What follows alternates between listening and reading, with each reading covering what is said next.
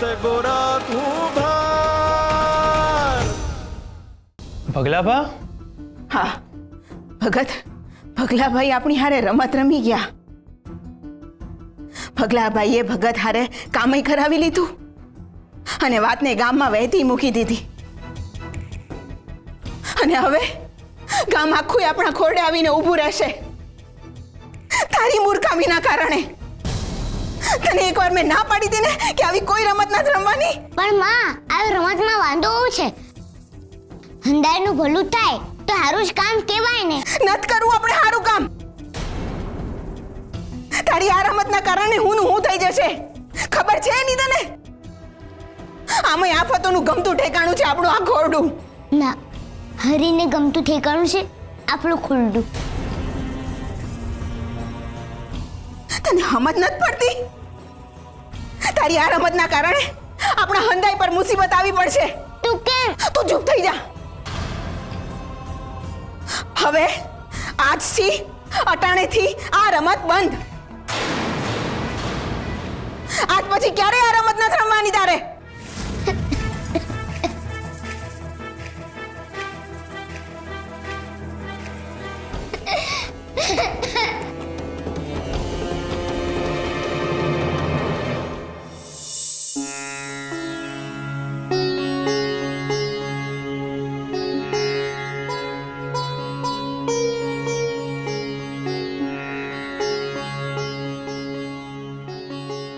મારા હાથ છે જાજા, જડી જાય રાજા.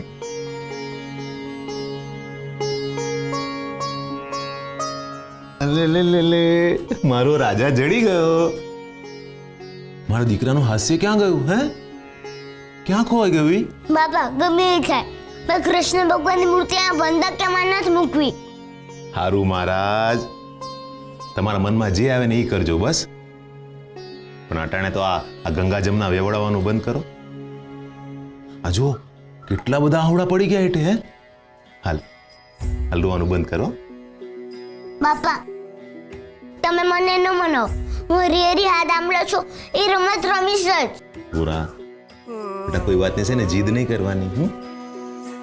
આપણે અહીંયા જે કામ કરતા હોય ને એ હરીને ઉપર બેઠા બેઠા હંધાઈ દેખાતા હોય. હવે તું અહીંયા જીદ કરે તો હરીને ન ગમે ને. જીદ મેલી દે બેટા. તમે અને મારા જીત મેળ લીધી. મને મજા આવે છે આ રમત રમવાની. અને તમે જ કહો છો ને કે જાણે આ રમત ન રમાય. હરી ક્યાં જાણે છે?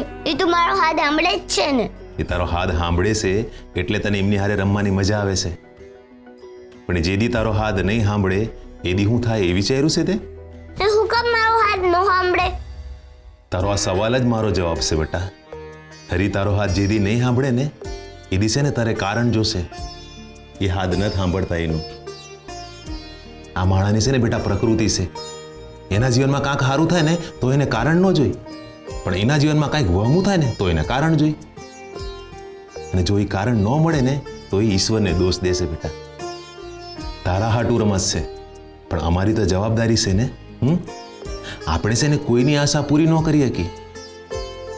હવે જો કોક આપણી પાસે આશા લઈને આવે ને આપણે એની આશા પૂરી ન કરી શકી તો આપણને પાપ લાગે ને. આ રમત ખાલી મૂર્તિ હારે નહીં, લોકોની લાગણીઓ હારે રમાઈ રહી છે બેટા. પણ આપણે ક્યાં એ લોકોની આશા પૂરી કરવાની છે? હરી એમની આશા પૂરી કરશે ને. અને તમે જ કહો છો ને હરી કોઈથી કોઈને નિરાશ ન થવા દે. અટાણે હંધાઈ લોકોને એમ લાગે છે કે એમનો હાથ તું હરી સુધી પોગાડે છે. જે દી હરી તારી વાત નહીં સાંભળે તે દી આ રમત પૂરી. ભલા માણા, ચમત્કાર છે ચમત્કાર. આ ગોરા મૂર્તિના કાનમાં જે કહે ને એ હંધુય સાચું પડે છે. આ થોડા દી પહેલા મારા કાવડિયા ચોરાઈ ગયા હતા અને મેં હંધી વાત ગોરાને કરી અને ગોરાએ એ હંધી વાત છે ને મૂર્તિના કાનમાં કરી. અને પછી શું થયું ખબર છે? આજે સવારમાં ઉઠ્યો ને તમારા કાવડિયા મને પાછા જડી ગયા. પણ મારી ઈચ્છા તો ન પૂરી કરી મૂર્તિએ. હા તે આ મૂર્તિ લઈને હાલતા થઈ જાવી ની તો કઈ ઈચ્છા પૂરી ન થાય. હા આવું કઈ કરાતું હશે? આ તમારા હંધાય કારસ્તાન મને ખબર છે. મારે તો ખાલી એ જાણવું હતું કે મૂર્તિમાં એવું તો શું છે કે હંધી વાતો હરી સુધી પહોંચે છે. ભલા માણા, મૂર્તિમાં એવું કાંઈ નથી. આ જે છે ને એ હંધુય ગોરામાં છે. શ્રદ્ધા રખાય, શ્રદ્ધા. આમ શંકા ન કરાય. મને તો કઈ સમજ જ નથી પડતી. અને આપણે લીલાધર કૃષ્ણ પર શ્રદ્ધા રાખી હતી એનું શું પરિણામ આવ્યું હતું? એ અંધશ્રદ્ધા હતી. હા, લ્યો આ પાછી નવી મૂંઝવણ આવી. લીલાધર કૃષ્ણ પર રાખો એ અંધશ્રદ્ધા અને ગોરા પર રાખો એ શ્રદ્ધા. આવું કેવું?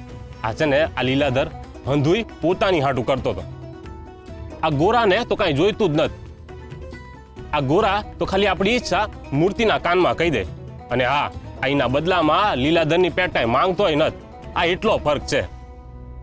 આ લીલાધરને કૃષ્ણ થાવું હતું અને આ ગોરાને કૃષ્ણ લગીને પહોંચવું છે. એ સામેથી કોઈને બોલાવતોય નથી અને હા, કોઈને ડરાવતોય નથી. તમને હજી ભરો ના આવતો હોય ને તો ઓલા માધા કાકા હાલ્યા આવે છે. આ એમને જ પૂછી લો. માધા કાકા, ઓ માધા કાકા, આ જરા આનકોર આવજો ને. બોલ ભાઈ. આ માધા કાકા, આ ભીખાને લીલાધર અને ગોરા બે હરખા લાગે છે. લ્યો સમજાવો આને કાંઈક. ભાઈ હું તો રહ્યો અભણ માણા, પણ આટલું કહી શકું કે ગોરા અને લીલાધરમાં કોડિયા અને દીવા જેટલું અંતર છે. લીલાધર અંધશ્રદ્ધાનું અંધારું અને ગોરા શ્રદ્ધાનો સૂરજ. નાથ, માધવપુર ગામના લોકો શ્રદ્ધા અને અંધશ્રદ્ધા વચ્ચેનો ભેદ સમજી રહ્યા છે. હા રૂકમણી, શ્રદ્ધા અને અંધશ્રદ્ધા વચ્ચેની પાતળી રેખા લોકોની નજર સામે આવી રહી છે. એ લોકોને સમજાઈ રહ્યું છે કે અંધશ્રદ્ધામાંથી અંધકાર નીકળી જાય તો શ્રદ્ધા બાકી રહે છે. પછી એ અંધકાર અજ્ઞાનનો હોય, અહંકારનો હોય, આકર્ષણનો હોય કે અભિમાનનો હોય. શ્રદ્ધા જ્ઞાન અને ભક્તિથી ઊભી થયેલી સવાર છે. એ લોકોને ધીમે ધીમે સમજાઈ રહ્યું છે. શ્રદ્ધાની મહાનતા જ એ છે કે એ સ્વયંમાં જ સર્વસ્વ છે. એને મૂકવા માટે યોગ્ય પાત્ર નથી જોઈતું. જેમાં તમે શ્રદ્ધા મૂકો છો એ જ યોગ્ય થઈ જાય છે. તમે પથ્થરમાં પણ શ્રદ્ધા મૂકી શકો છો. ને પથ્થરમાં મૂકેલી સાચી શ્રદ્ધા પણ છે ને તમારી વાતને ઈશ્વર સુધી પહોંચાડી શકે છે. અટાણે ગોરા છે ને એ તમારા હાટું પથ્થર જેવો છે. એનામાં શ્રદ્ધા મૂકી તમે તમારો હાથ હરી સુધી પહોંચાડવા માંગો છો. પણ ભાઈ, હરી તો હવનો છે. હરી સુધી હાથ પહોંચાડવા હાટું છે ને શ્રદ્ધાનો અવાજ જોઈ. બાકી આ મૂર્તિ, ગોરા કે સાધુ મહાત્મા એ હંધાય તો નિમિત્ત માત્ર છે. બાકી તમે જાતે શ્રદ્ધાના રથમાં બેહીને હરીના આંગણે પહોંચી શકો છો. પરમાભા, અમને આમ તમારે જેમ આવડતું હોત તમે તમારી જેમ ભગત ના કહેવાતા હોત. અમને આમાં કાંઈ સમજ નથી પડતી. અમે તો બસ અમારા મનની ઈચ્છા ગોરાને કેવા હાટું આવ્યા છે, જે સાંભળી અમારો હાથ ગોરા હરી સુધી પોગાડે અને અમારી ઈચ્છા પૂરી થાય. ને બા, મારે ગોરાની માફી માંગવી છે. એ દી હું મૂર્તિ ચોરવા આવ્યો હતો ને એ હાટું. ને બા, ગોરાને બોલાવી દો ને. ભાઈ, તમારી સામે છે આ કૃષ્ણની મૂર્તિ. એની જ માફી માંગી લ્યો અને તમારા મનની હંધી વાત છે ને એને જ કહી દો. જે કરશે ને એ જ કરશે. અનર્થ!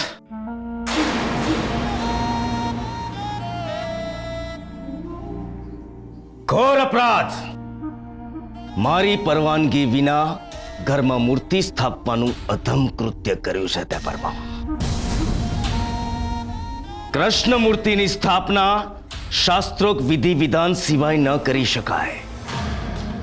આ ઈશ્વરનું અપમાન છે, શાસ્ત્રોનો અપરાધ છે. આનો દંડ તારે ભોગવવો રહ્યો પરમા.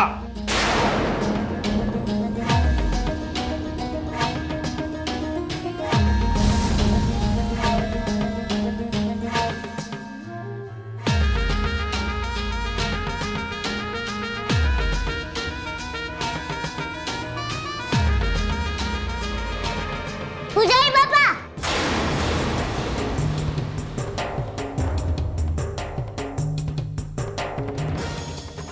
કૃષ્ણ ભગવાનની મૂર્તિને ન અડતા પૂજારી બાપા.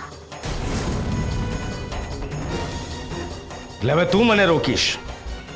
એક તો મારી પરવાનગી વિના ઘરમાં મૂર્તિની સ્થાપના કરીને અધમ કૃત્ય કર્યું છે તે, ને હવે મને રોકીને પાપ કરવા જઈ રહ્યો છે. પણ ભગવાનની મૂર્તિ આ રે, એમાં તમને શું વાંધો છે? વાંધો મને નહીં, સ્વયં કૃષ્ણને છે. એમને વાંધો હશે ને તો કહી દેશે મને.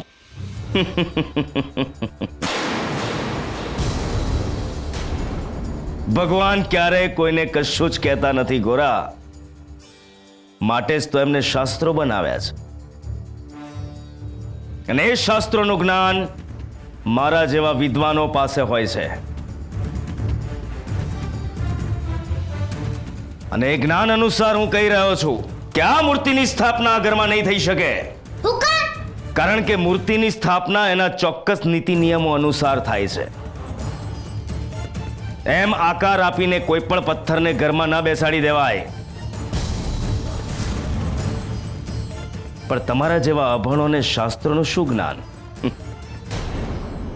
એટલે શાસ્ત્રો કર્યા વગર ભગવાનની મૂર્તિ ન મુકાય? કદાપી નહીં. સારું, તો તમે ભગવાનની મૂર્તિને શાસ્ત્રવાળી વિધિ કરાવી દો. એમ પૂજા ન થાય મૂર્ખ. એક જ ગામમાં બે બે મૂર્તિ અસંભવ. ગામના મંદિરમાં એક મૂર્તિનું અસ્તિત્વ છે તો પછી બીજી મૂર્તિની શી જરૂર છે? પણ ભગવાનની મૂર્તિ આયા છે એમાં તમને શું વાંધો? ગોરા બેટા, એ પૂજારી બાપા છે, એમને સામે આવું ન બોલાય. હાલ હાલ માફી માંગે એમની.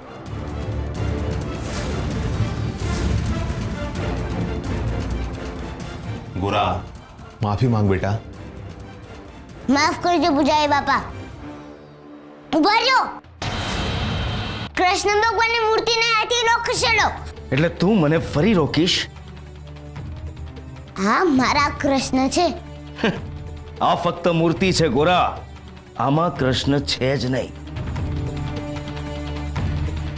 કારણ કે આ મૂર્તિની પ્રાણ પ્રતિષ્ઠા થઈ જ નથી. અને પ્રાણ પ્રતિષ્ઠા વિનાની મૂર્તિ ફક્ત કોતરેલો પથ્થર કહેવાય. તો તમે પથ્થરથી હુકમ ડરો છો? એને હુકમ આયાથી હટાવો છો? તમે એને પથ્થર માનો, પણ હું એને ભગવાન માનીશ. બહુ બોલ્યો તારો આ છોકરો પરમા. પણ હવે હું શાસ્ત્રોના નિયમ અનુસાર જ પગલું ભરીશ. આ મૂર્તિ આ ઘરમાં નહીં રહી શકે. એવું હોય તો આપણે ભગવાનને જ પૂછી લઈએ. એટલે તું એમને પૂછીશ ને તને જવાબ આપશે એમ?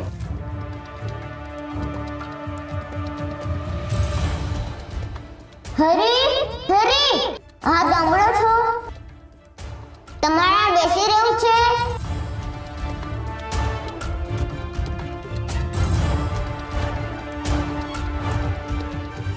શું કીધું?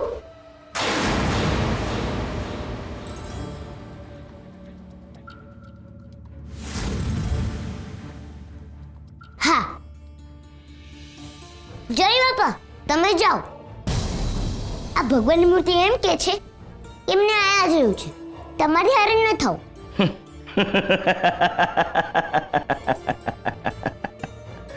વાહ પરમા વાહ, બહુ સારી રીતે ભણાવે છે તે તારા છોકરાને. પણ બધું એ મને સમજાય છે. આ તમારી બધી જ રમતને હું સમજી શકું છું, પરંતુ આ અધર્મની રમતને હું વધારે નહીં ચાલવા દઉં. અધર્મ તો તમે કરી રહ્યા છો પૂજારી બાપા.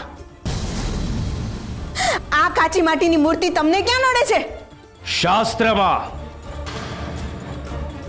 ઈશ્વર કોઈ રમતનું સાધન નથી કે માટીનું પિંડ બનાવીને મૂકી દીધું અને બની ગઈ મૂર્તિ. મૂર્તિ ઉપર મંત્રોચ્ચાર અને શુદ્ધ જળથી અભિષેક કરવો પડે. કંઈક કેટલાય નિયમોનું પાલન કરવું પડે. ફક્ત ભજનથી નહીં, ઈશ્વર મંત્રોચ્ચારથી પ્રસન્ન થાય છે. હા, તો તમે તમારા મંદિરના ઈશ્વરને એ રીતે રાખજો ને અમે આ ભગવાનની મૂર્તિને અમને ફાવશે ને એ રીતે રાખીશું. અને જો કઈ તકલીફ હશે ને તો એ અમને કહી દેશે. શાસ્ત્રના ઓથા આડે રહીને તમે તમારા મનનું હાંકો છો એ અમને સમજાય છે પૂજારી બાપા. તું ભૂલી ગઈ છે દેવી કે આ ગામમાં સૌથી પહેલો આશરો મેં તમને લોકોને આપ્યો હતો. મને નહોતી ખબર કે મેં વાવેલો છોડ મને જ કાંટા આપશે.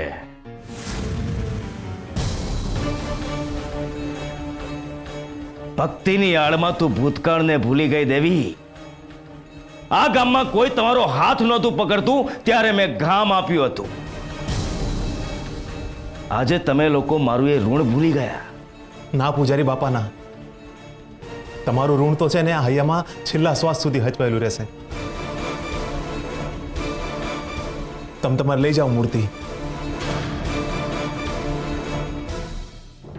લે ગોરા, આગો ખાસ. હું ખસી જઈશ, પણ ભગવાનની મૂર્તિ આથી નહીં ખસે. મેં એમને કહી દીધું છે કે મને આથી નથી હલવાનું, એટલે એ નહીં હલે.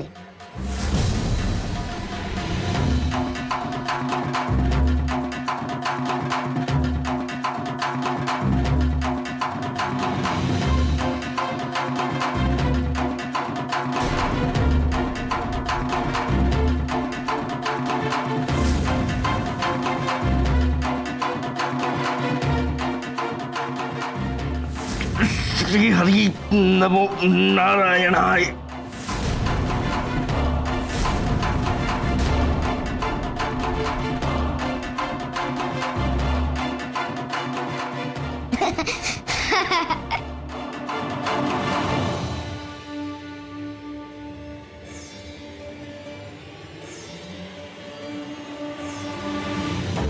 શ્રી હરિ નમો નારાયણાય.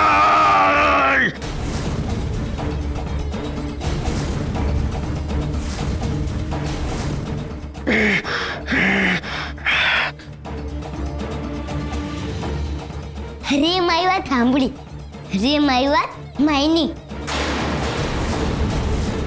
હરે મારી વાત માયની, હરે મારી વાત માયની. માં, હરે મારી વાત માયની. સુરા, હરે મારી વાત માયની. પાપા, હરે મારી વાત માયની. આનું પરિણામ સારું નહીં આવે પરમા.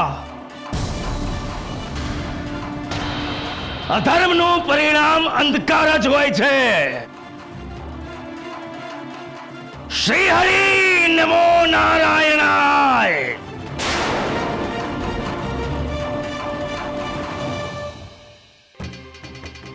હરે મારી વાત માયની, હરે મારી વાત માયની, હરે મારી વાત માયની.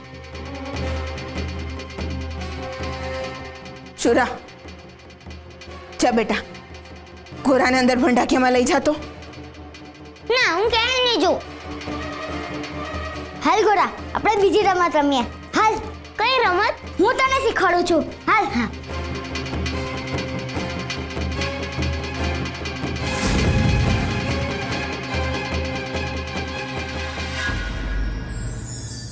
સાદ. કોઈને બોલાવવા માટે એના તરફ મોકલવામાં આવતો અવાજ કે સંવાદ એટલે સાદ. સાદને શબ્દોની જરૂર નથી, સાદને વાણીની જરૂર નથી. સાદ અંતરની ઉર્મિમાંથી આકાર લે છે. બાળક તકલીફમાં હોય અને એ બોલી પણ ના શકતું હોય, છતાં માં સમજી જાય છે કે બાળક મુસીબતમાં છે. ભાઈના હૃદયનું દબાણ પરદેશમાં રહેતી બહેન અનુભવે છે. પ્રિયતમની પીડા વગર કહે આંખોથી અનુભવી શકાય છે.